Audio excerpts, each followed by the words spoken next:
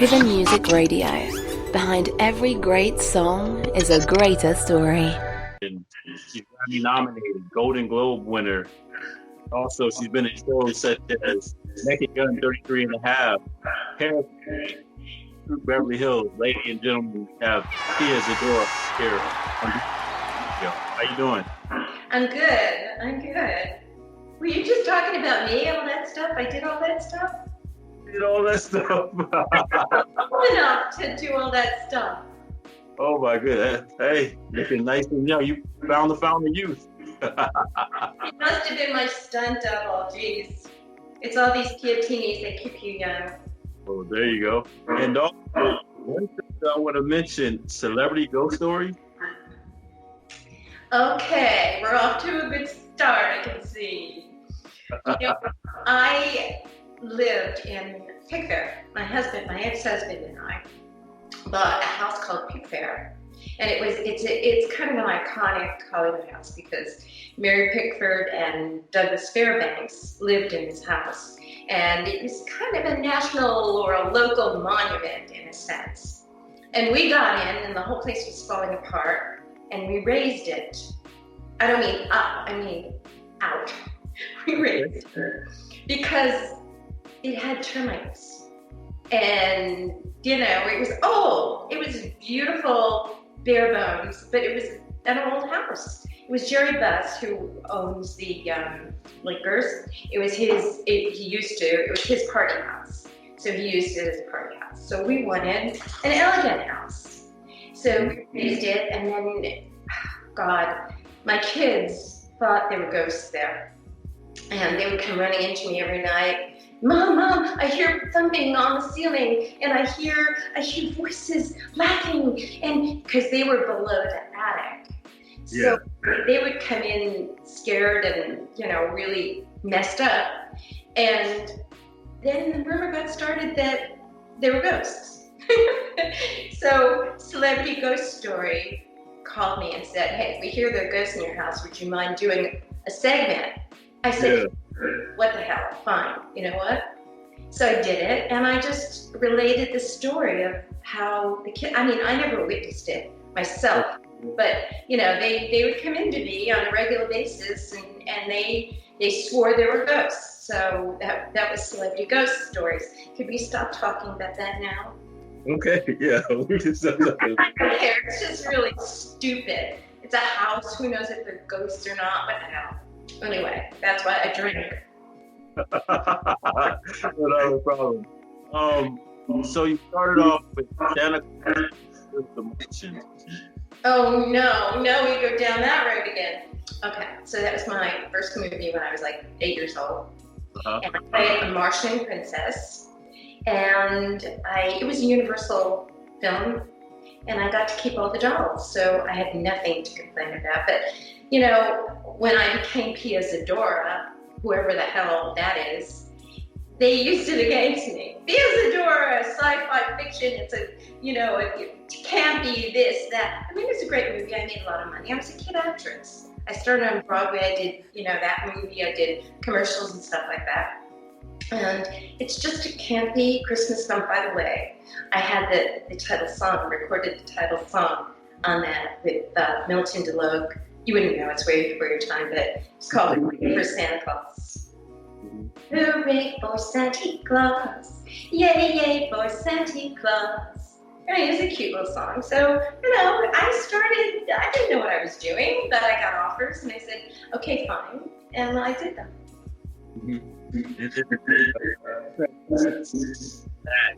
To music, what drove the trend? Did you always want to be a singer? No, I come from a family of opera singers. My aunt and my mother, I started operatic.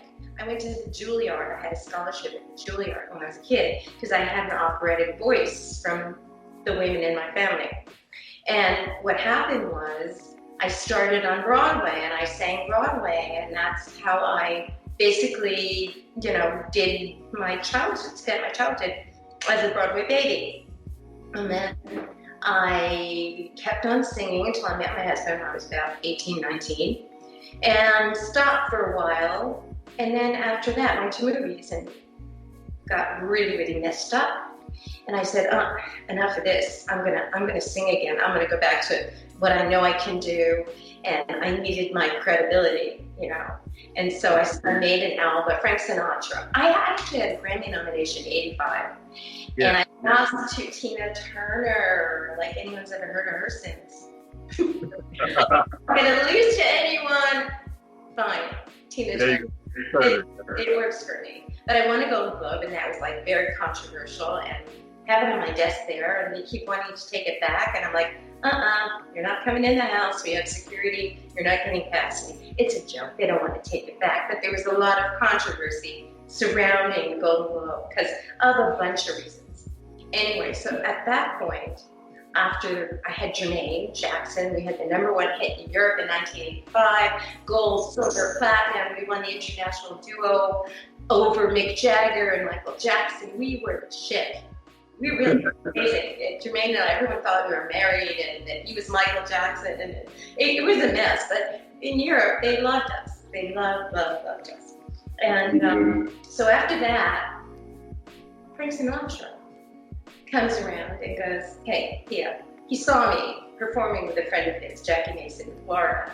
And he said, hey, would you like to, come on the road with me, tour, and, open the show? Me, Don Rickles, Liza couldn't make it, so would you mind replacing her? And I'm like, okay, he's Frank Sinatra, but I'm going to say no. I'll end up in a slab of concrete downtown. Not really, but, So I said, okay, fine. I thought I was going to sing Rock It Out, my Grammy-nominated, rock song, or Jermaine, and can we take Jermaine with us? And he goes, no, you're not doing that stuff. You're going to sing standards. I mean, standards? Well, and I got away, come rain or shine. I'm like, those are corny old songs. And he said, trust me, sing them. I have a little clip of him talking that I use in my show here. I have a residency in Vegas at Pia's place, and I use the clip, and he talks about how, well, I'll send you the clip, you can see it. He talks about how he told me to go warm them up, not to burn the house down. And, because these songs are very compelling. And, I have a belting Broadway voice, and I would get standing ovations. And he loved it. He said, hey, see? So then I made the Pia Phil album and got my credibility back as a singer. And that really changed my whole, image and how I felt about myself, because I knew I did that well. And that's how I went into the singing part. How was it working for us? How was it working with the legendary artist? How was it working with him? Because you were cutting out a little bit. Yeah. You know what, Frank? He was tough. He was tough love. I mean, every night before I go on, he'd look me straight in the eye and he'd say, don't screw up. And he meant it. He wanted his, he used to tell me, he said, my audiences, they come and see me. This is a once-in-a-lifetime experience. I want this show to be perfect. And it was. And, but he was sweet. He was like a father to me and taught me everything I know. I'm half Italian, half Polish, so he used to kid me all the time that I'm Italian from the neck down. Polish from the neck up, and then he'd make me an offer that I couldn't refuse or understand. I mean, he'd kid the crap out of me. If he were here today, he'd tell people that I'm so dumb that Lori Loughlin couldn't get me into college. Wow. His sense of humor. And I loved it, because I have a crazy, wacky sense of humor. I don't care. It's life. You go through what you go through, and then you come out, and you gotta laugh at yourself, or you feel yourself. And you also said that you, the Grammy nominated, and also you won a Golden Globe. How did that feel? I mean, it was pretty, it changed my life in not exactly a good way, but yes, a good way. Because here I was, a newbie in Hollywood. People didn't even know my name yet. The film hadn't been released. The Golden Globe people saw it. They didn't understand that it was really not for an acting. It wasn't an acting award. It was for the new star, which meant the person that would make the biggest impact on the screen. And it was a very controversial film because it was incestual. It also had some great actors like Stacy Keach and Orson Welles and Edward Albert Jr. and, you know, a lot of very good actors in it. And it felt good. It got me out there and put me in the ring, basically. Put me in the ring. So I ended up fighting my way out of it or into it, or however you want to, you know, paraphrase it. It was good. It was good for me because I am a fighter. And you mentioned you have a Vegas presence. What can we expect from your show? What are you bringing to Vegas? You know what? It's 7 years I've been in the show every weekend. And it's a kind of cool clubby venue. It's kind of like Feinstein's or Feinstein's, however he wants to pronounce it. And I have 3 amazing musicians that were Sinatra's guys. 2 of them were Sinatra's guys.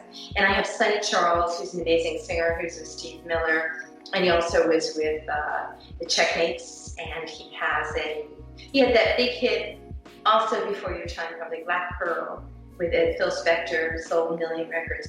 And he and I go there every weekend, and we just, you know, we mess around. We sing, we have fun, we drink, we're very topical if something's going on. We talk about what's going on in politics, Valentine's Day, President's Day. We joke, we kid, and we have a blast. And that's basically, I show clips from my movies, like Nakedgun, 33 and a Third, the Academy Awards scene, and you know, a few other things that I show clips from, and Frank Sinatra.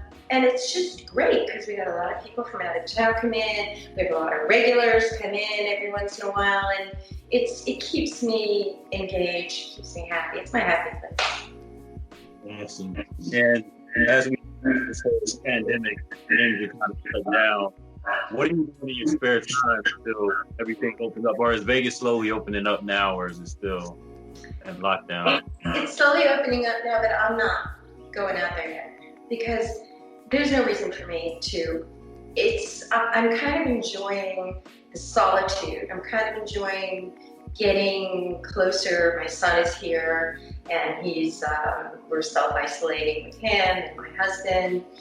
And, you know, we have a great environment. We have a pool. We have a beautiful area up in the mountains where we can walk and do that. So I'm cooking, doing different recipes, doing a few podcasts here and there, doing my Pilates online remotely, doing my vocals remotely, and I really kind of like it because, you know, it's comfortable and relaxed, and actually reading a book. I never thought I would ever read a book because I hate ADD. I'm focusing.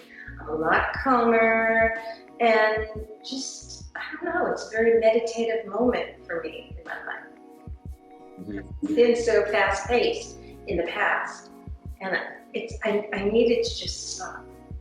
Really. Yeah. And I think to the correct part of this time, self-reflect, kind of slow down.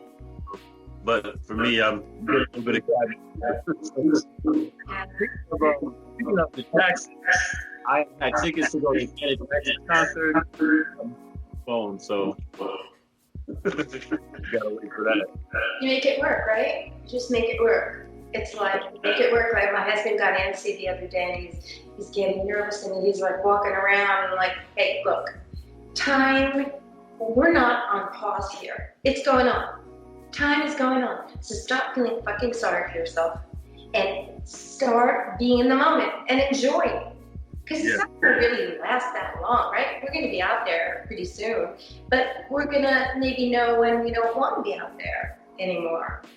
And for a while, we're going to pace ourselves differently because of this experience, I believe. And you also had a role in Hairspray. How was that experience? Let's get naked and smoke. I had the greatest lines. Hairspray with Rick Ocasek. I was the beatnik and Lonely Lady, the Harold Robbins Universal thing. It was like, I guess I'm not the only one who had to fuck her way to the top when I got the Academy Award. So, you know, I don't know. But I love John Waters. He did a great article on me for Lonely Lady in Film American Screen magazine. And we kind of hit it off. And he was doing Hairspray, and he said, I want you to play Debbie Harry's daughter, the Buddha. He said, I'm touring with Sinatra, but I'll come in for the weekend. And I'm like, okay, what do you want me to bring? How should I look? He goes, just come. I'm like, come on, John. So I get there. He takes me downtown, gives me these bongo drums, his black wig. He goes, you're a hippie. I'm like, come on. I'm a sheltered girl from Queens. I don't know from hippies. He said, trust me, you're a hippie. And he was right. Because I actually got the best reviews of my film career in that movie. Well, that's pretty awesome. And then another iconic movie, Naked Gun, 3 and a Half. I love that, 33 and a Third. I love that movie because, Leslie Nielsen is so much fun. And I just love, musical comedy and slipping on a banana and, falling and doing and wigs coming off. I mean, I just love that kind of shit. OJ was there, Anna Nicole Smith, all those guys. And with Raquel Welch. But it was a great, I loved doing that. Was probably my favorite film. I just imagine it being comedy and all that movie is silly. It was fun. It really was fun. All the Naked Gun movies were fun.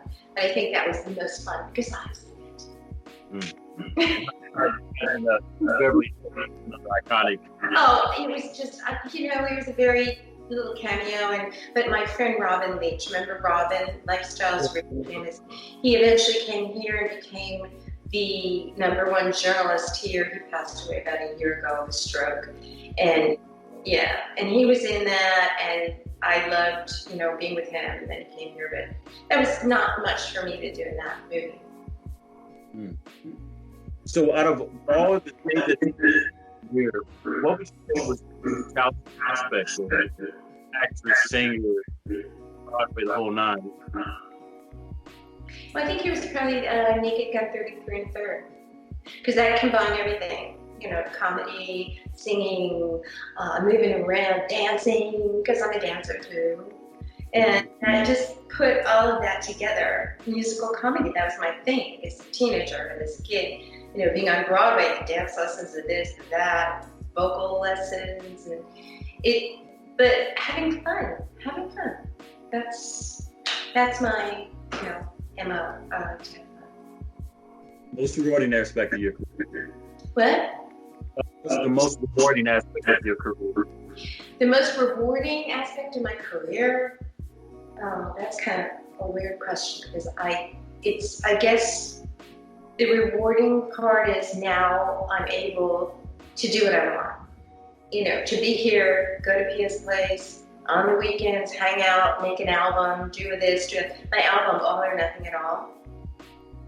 That's my new CD album, which is doing really well. And we made a video in the pandemic, and my husband played the leading man because Brad Pitt wasn't available. And I guess his agent didn't give me the offer because nobody could get near anybody, so he had to do it. It's really cool. You should see the video. It got like a couple million views, really. And, just to be able to be my own person, do my own thing. That's it. It made me who I am, I guess. Awesome. So, after the pandemic, back to normal, what do you expect from people? What's on the horizon? You said the CD's out, video's out. What else do you have coming down the pipeline? I am going to go back to work, do my thing there. We're in talks for a reality show about it because there are a lot of interesting characters there at Pia's, where Pia's place is. And it's kind of a fun, crazy, wacky, old school environment. And, just having fun and keeping myself in shape. And that's what you can expect, and which means you never know what you can expect from me because I don't know, and that's the fun part of it. Oh man.